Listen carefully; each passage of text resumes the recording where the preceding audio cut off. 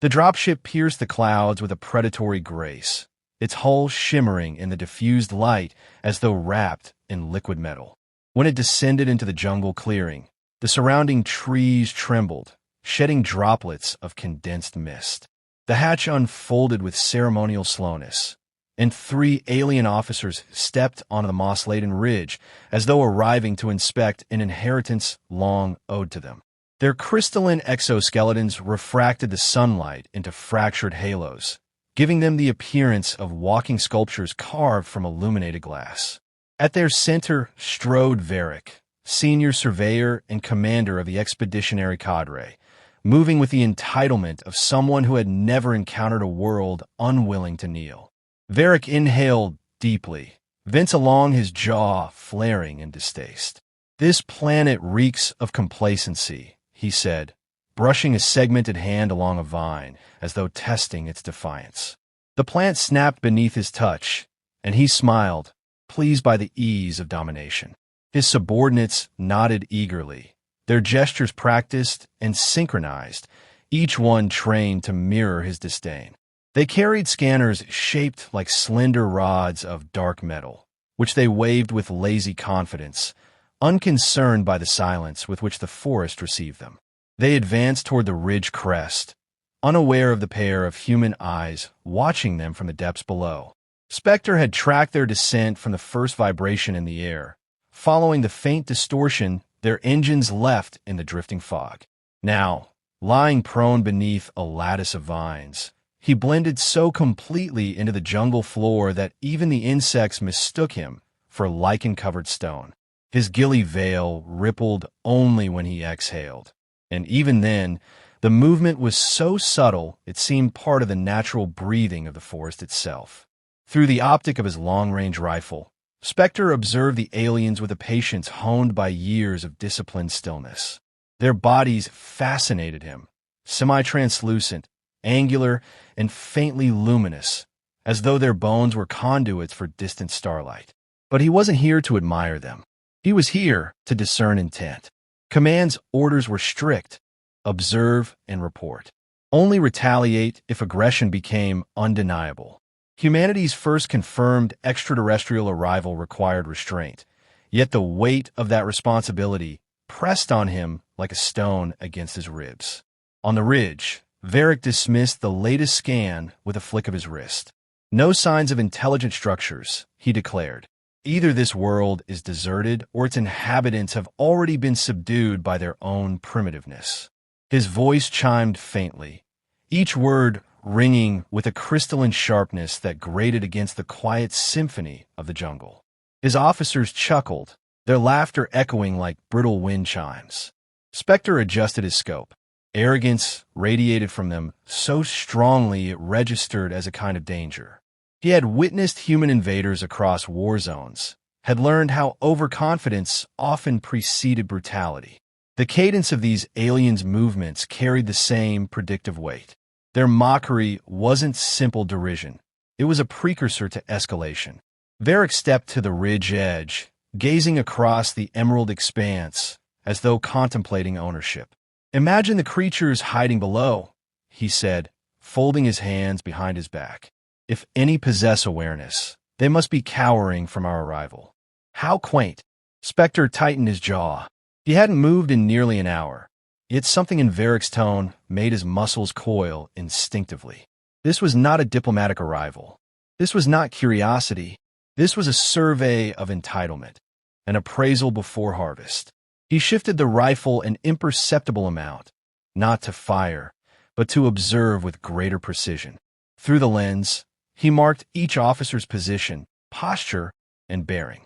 He memorized their patterns, their habits, the rhythm of their arrogance. Below the ridge, the forest rustled as though sharing his unease. Specter whispered into his comm, "Recon 1 in position. Contact confirmed. This is not a peaceful party." The wind carried Varric's laughter down the slope like a warning. Specter listened to it and knew the conflict had already begun. The forest trembled under the first alien pulse. What began as a gentle hum swelled into a shrieking vibration that rippled through the vines and soil, dislodging insect from bark and sending birds exploding from the canopy. Specter watched through his scope as the alien officers, now scattered along the ridge, pointed sleek devices at the surrounding vegetation.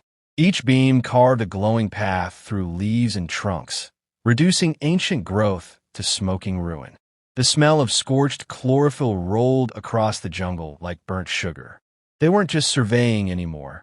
They were testing dominance. Varric stood in the center of it all, gesturing expansively as though conducting a symphony. "Record the degradation rate," he commanded. His tone carried a note of indulgent curiosity, the kind reserved for someone who had never imagined being told no.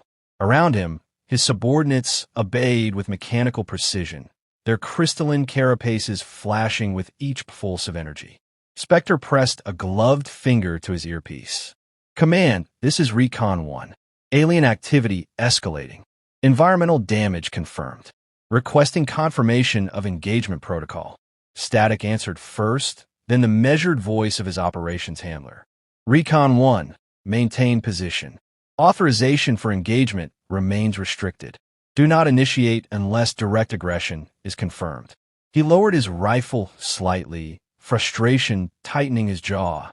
From his vantage point, aggression already burned bright and clear. The ridge had become a wound. Ferns lay flattened in spirals of ash, and small creatures darted from hiding places in terror. Specter didn't see a survey mission. He saw an opening act to something larger, something practiced. Through the scope, Varric lifted his head, translucent eyes glowing faintly. "Transmit on open frequencies," he ordered. "Let us make contact." One of his officers adjusted a device on his forearm, and moments later, a deep hum filled the air. The alien's voice, amplified and crystalline, boomed outward in multiple languages, fractured and overlapping. "To the primitives who crawl upon this soil," Varric declared, "you are honored. The shapers of horizons have come to awaken your stagnant world. You will learn reverence." Specter's jaw tightened. The arrogance was so absolute it almost transcended malice, as though they couldn't conceive of beings capable of contesting them. The broadcast repeated, each iteration resonating differently through the jungle. Birds fled. Even the insects seemed to retreat from the sound. "Command," Specter murmured. "The aliens are broadcasting a message of subjugation. This is escalating beyond observation." Silence, then, "Hold, Recon 1. Satellite link confirms increasing thermal activity at their coordinates. Continue visual. Stand by for new directive." Specter's heart slowed, not sped, as it always did under tension. Stillness was his strength. He let his eyes track each alien officer, memorizing movement, posture, and spacing. He adjusted the focus to account for atmospheric distortion, the humidity heavy enough to bend light. His rifle, an old companion with a carbon steel sole, lay steady across its bipod. Each micro-adjustment aligned his world into measured simplicity, distance, angle, probability. Then the transmission changed tone. Varric laughed again, a sharp chime that carried across the ridge. "Do you hear them, my colleagues?" No response. Perhaps the natives have already fled. A pity. I would have enjoyed watching their confusion. His subordinates joined in, a discordant chorus of mirth. Specter's earpiece crackled. "Recon 1, command. Authorization Alpha confirmed. You are cleared to engage at discretion. Objective: terminate leadership cadre to prevent planetary destabilization." The words landed with quiet gravity. Specter's finger brushed the trigger guard, not yet crossing it. The shift from observer to executor was always a moment of reckoning. He exhaled once, long and steady, until his breath matched the rhythm of the forest wind. Through his scope, Varric's luminous form stood, framed by the smoking remains of the jungle he had mocked. Specter adjusted his aim, letting the reticle settle precisely on the center of that shimmering skull. The target laughed again, unaware. Specter didn't fire. Not yet. He wanted the pattern complete. The spacing, the distance, the certainty. Precision was not vengeance. It was order. He whispered into the comm, "Target acquired. Initiating sequence." And from the ridge below, The jungle seemed to hold its breath, waiting for the sound that would shatter everything. Specter steadied his breathing until the world around him sharpened into absolute clarity. The ridge, the drifting mist, the faint quiver of leaves, all of it settled into a vast and silent geometry. In that geometry, Varric stood at its center, radiant with self-importance, oblivious to the invisible crosshair that traced the contours of his crystalline skull. Specter adjusted for humidity, wind direction, and the slight thermal shimmer rising from the scorched vegetation. The moment he completed the calculation, his mind clicked into a calm he could inhabit for hours. Yet he didn't need hours. He needed a heartbeat. The rifle bucked with a deep, restrained thud, an exhalation of force more felt than heard. Through the scope, Specter watched the round travel, a near-invisible whisper slicing through moisture-heavy air. When it struck Varric, the alien's head burst apart in a radiant spray of shards that caught the light like scattered gemstones. The body remained upright for a fraction of a second before collapsing with a strange, brittle sound. No echo followed, only a stunned silence, as if even the forest had paused to witness. Two officers spun toward the fallen commander, their forms flickering with internal luminescence as panic fractured their composure. One raised a scanning array, sweeping the jungle in frantic, sweeping arcs. Specter already had the next target centered. He shifted slightly, compensating for the alien's erratic movements. The second shot cracked through a vine and shattered the officer's temple, sending spirals of refracted color cascading through the air. The remaining officers erupted into chaotic motion.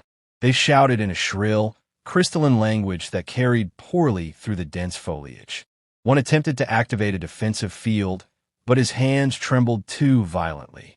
Specter cycled the bolt with slow, deliberate precision. The rhythm was almost meditative: movement, breath, aim, release. The third round punched through a cluster of crystalline plates at the back of another officer's head. Light flared, then extinguished. Fear rippled through the surviving aliens, transforming their once regal composure into frantic desperation. They fired blindly into the undergrowth, each pulse carving molten grooves through trunks and sending bark evaporating into white vapor. But their shots had no anchor, no discipline, no understanding of the predator stalking them from stillness. Specter remained motionless, letting branches tremble and settle as the blasts passed dangerously close. The jungle, dense and ancient, guarded him like a loyal accomplice. One alien officer crouched behind a boulder, pressing trembling fingers to a device embedded in his forearm. Specter recognized the gesture instantly, a distress signal. If the call transmitted, a larger force might arrive, and humanity's fragile advantage would evaporate. He adjusted the scope a few millimeters. The officer's glowing eye peeked over the edge of the rock, just as Specter squeezed the trigger. The shot pierced the crystalline orb, shattering it in a quiet burst of glittering fragments. The alien's body slid limply down the stone. Only one officer remained. He didn't shout, didn't fire, didn't attempt another scan. He ran, his crystalline armor fractured light with each desperate stride as he sprinted toward the dropship nestled beyond the ridge. Specter tracked him, noting the alien's shifting center of gravity, the widening gait, the growing arc of retreat. Moving targets required a different calculus, but calculation was Specter's native language. He let the alien reach the midpoint between ridge and ship. That distance offered no cover, no reprieve, no angle of salvation. Specter inhaled, held, and released. The final round met its target with brutal elegance. The alien's head detonated in a shimmering bloom, scattering fragments across the moss. The body crumpled mid-stride, momentum carrying it a few more futile inches before it stilled. Silence reclaimed the ridge. Smoke curled from the scorched vegetation, mingling with lingering mist. Specter remained behind the rifle, scanning for movement, confirming termination. Only when certainty settled over him did he lower the weapon. He whispered into his calm, voice steady, command, leadership cadre neutralized. But even as he spoke, the forest around him felt strangely expectant, as though the true consequence of what he'd done had yet to reveal itself. The extraction team arrived without fanfare, their VTOL whispering through the canopy like a cautious intruder afraid to disturb the forest's fragile calm. Specter watched it settle on a rare patch of open ground, its downward draft stirring loose fragments of crystalline debris left from the firefight. The shimmering shards tinkled softly as they rolled across the moss, each one a silent reminder of the beings who had stood on the ridge with such unshakable certainty. Specter rose from his concealed position, shedding the gilly veil in slow, deliberate motions, as though returning from a different world entirely. His muscles protested as circulation reawakened, but the discomfort steadied him. Humanity, unlike its visitors, was built to endure. Two recovery specialists approached, their helmets glow-tinted to filter the alien residue that still drifted in the air. The taller one paused when he reached the remnants of Varric's shattered skull, crouching to examine a jagged shard glimmering faintly from within. "Hard to believe something this beautiful tried to scorch half the ridge," he murmured. Specter said nothing. He didn't need to.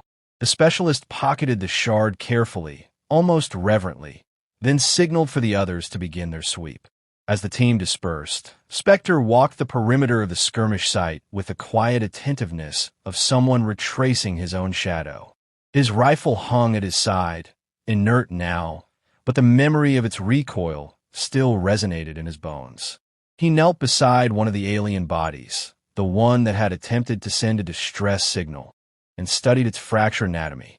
The crystalline structure was both exquisite and unsettling, as though grown rather than forged. The inner glow that once pulsed through its limbs had faded to a cold translucence, leaving behind a shell stripped of purpose.